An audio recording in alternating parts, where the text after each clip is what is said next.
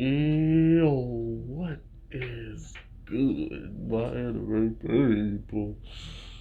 Oh, when you see something and you expect to get more of it, and then you're just left empty. That's how this episode felt.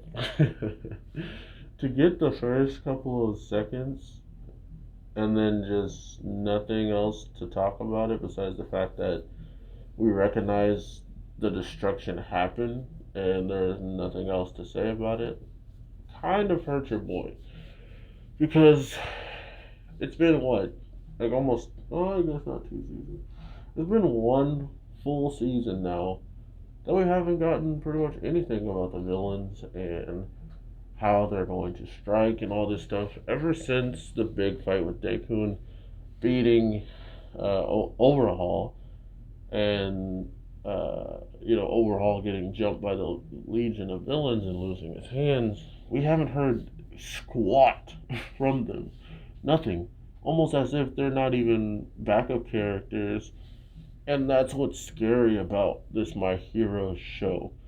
Is we're on the fifth season and we're still getting to a point where we're learning about the heroes. We're still learning, what they believe themselves to be. Like Bakugo still hasn't even really came up with his hero name, So it's like these are very, very big things that they still need to do, but yet we're in our fifth season and it still hasn't necessarily happened. And they just all got their provisional license in the A class, so it's like, man, bro, this show could go on for so long. And then you hear the manga side of the echoes of like, it's almost over, it's ending, it's about to come to a close. It's like, if this show comes to a close, do you know how many characters are just going to be fantasized of what they could have became or what they did become? Like that's so crazy to me that all of these characters are almost deserved a spin-off, even if it's 4 episodes. They could all carry the show by themselves in different situations if it was more focused on them and their personality. Like, for instance, Endeavor and his whole entire family, from where they started to where they end, could be probably a whole spin-off by itself. That would be amazing.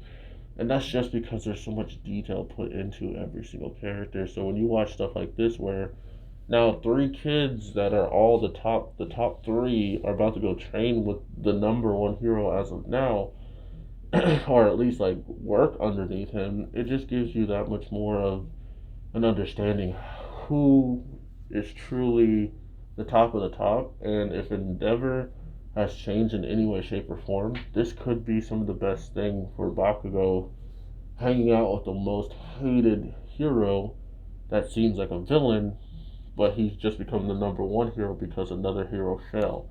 Imagine if Deku fell. Who do you think would be the number one hero if there was Deku, Todoroki, and Bakugo?